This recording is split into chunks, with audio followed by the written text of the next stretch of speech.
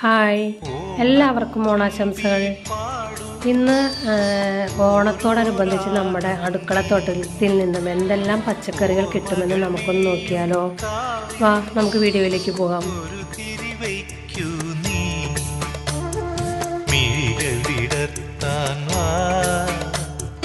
മൊഴികൾ പകർത്താൻ വാ, മധുമഴ നനയാൻ വാ, മനസ്സിലുറങ്ങാൻ വാ.